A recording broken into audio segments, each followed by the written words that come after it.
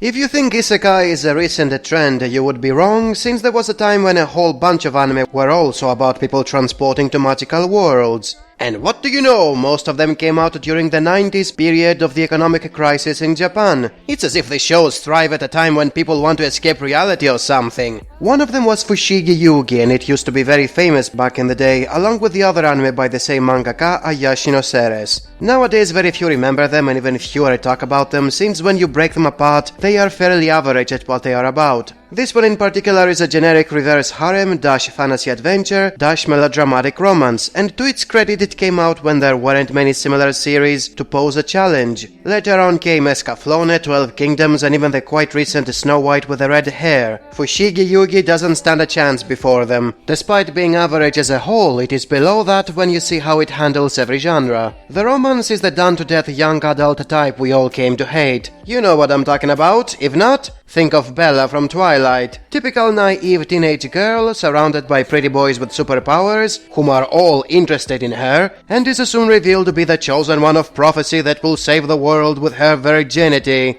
And I have to stress the virginity part, since a big portion of the story is her and her best friend being constantly assaulted by men who want to rape them, until the pretty boys storm in and save them. Also, the romance is very far-fetched, since the main duo fall in love pretty fast and without much time spent together to excuse it. That's how most shoujo work after all. The audience loves the idea of instantly falling in love with a handsome bad boy who will take them away from their boring lives. Another issue is pacing, which is very slow and has many episodes that do not progress the plot even when they are not fillers. A whole episode is spent every time a new character is introduced and has to show off his superpower. There are dozens of them, none of which contributes to the main plot outside of the main four. Setting that aside, the story as a whole is good. Not well written, but entertaining for what it is, like a soap opera with magic, slapstick humor, and some fan service. There is a plethora of different characters with different goals and demeanors, and most of them change or mature or simply get killed. It's nothing elaborate, since they all end up changing their minds and follow the priestess after a motivational monologue, while inhuman villains try to look sympathetic to us 10 minutes before they kick the bucket. It's crude and sudden to have gravity, and as I said, outside the main four, everybody else becomes fodder in a team, and stalls the plot with battles that have nothing to do with advancing the story.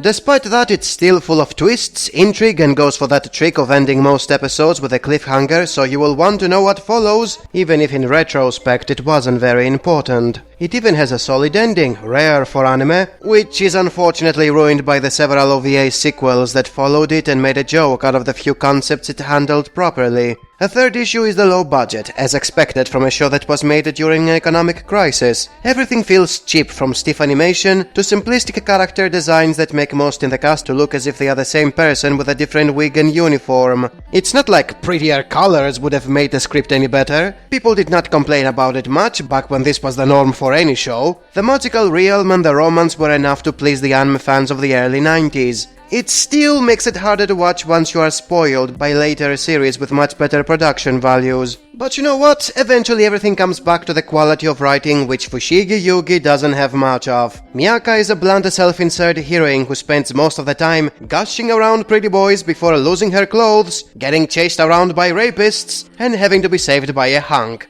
Or, if that is not possible, activating her secret powers so she can survive no matter what happens. As for the bad guys, they are basically the evil counterparts of the heroes. That's bottom-rank storytelling, and it doesn't have flamboyant visuals to pass as tongue-in-cheek funny. Especially when half the time the show expects you to take it seriously. Like, this is an actually dramatic story with actual tragic characters. So to sum it up, it was fine for the time it came out, but didn't age well, and you can find similar and way better series out there.